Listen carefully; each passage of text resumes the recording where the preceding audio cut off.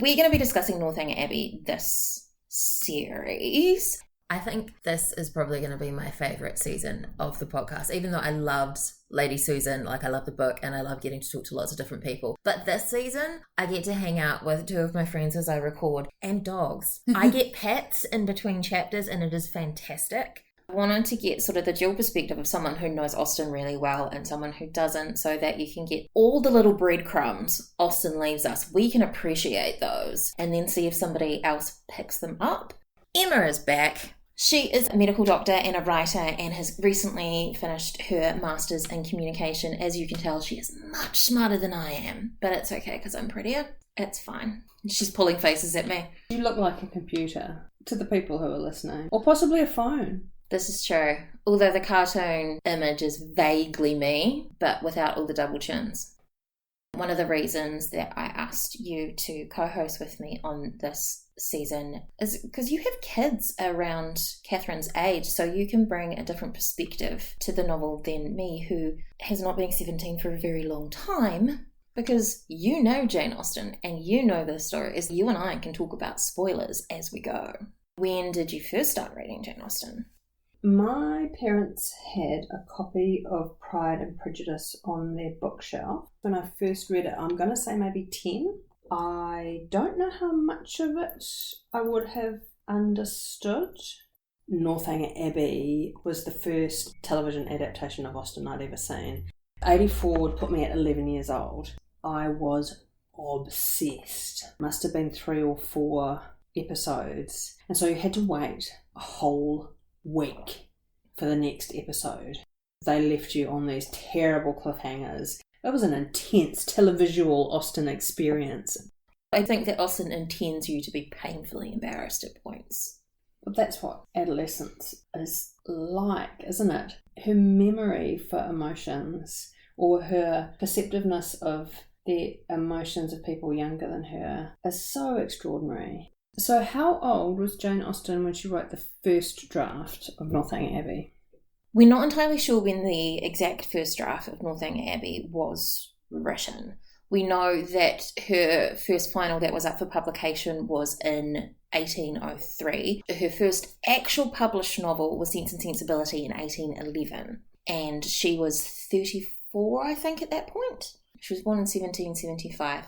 That makes her 28 when it was first accepted for publication. We're going to speculate through this entire thing. Some would say what's important is what's on the page, and speculation is futile. One of the people that was doing the group read with us kept pointing out, as we were discussing Northanger Abbey, you're asking questions about a book Jane Austen did not write. Speculation is fun. There's a dog called Bingley panting in the background, and that is how much impact Pride and Prejudice had on me. When I had a very handsome dog that everybody likes because he's very friendly in later life, I called him Bingley. My co-host for the even chapters this season is Amme. Kia ora. Emma is doing the odd chapters.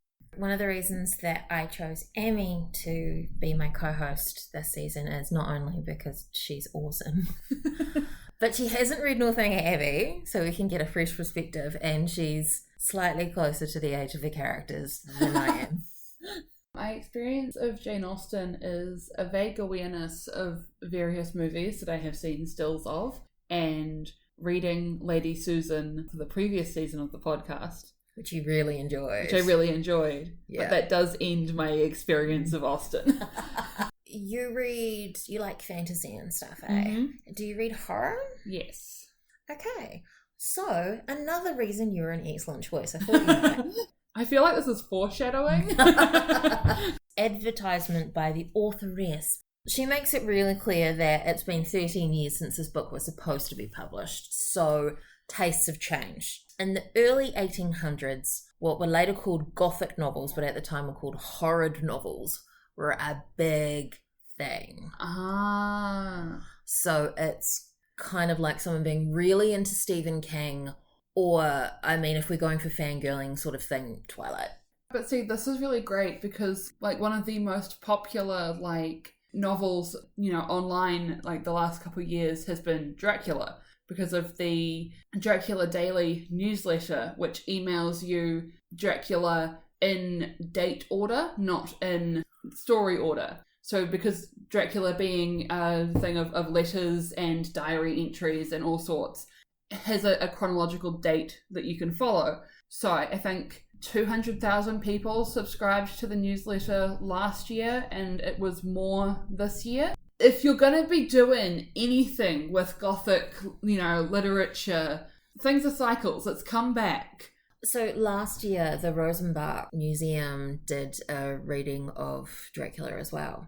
Yes. That's really interesting. I've never actually read Dracula because I'm not into horror novels, but it sounds like you're actually very primed for this, which is fantastic. And we'll pretend it was entirely intentional on my part. Oh, yeah, for sure. Yeah.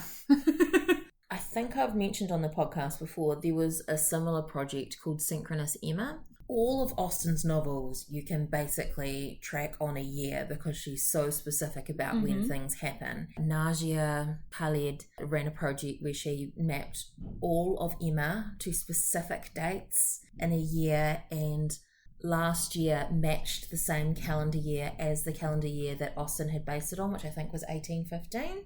Oh my goodness. I know. So she did posts which were, so this portion of a chapter or this whole chapter happened on this day. So like 18th of March, such and such happened, and here's the bit that you need to read for the extract. And then she's got commentary on it and questions and stuff from different scholars, and it was so amazing.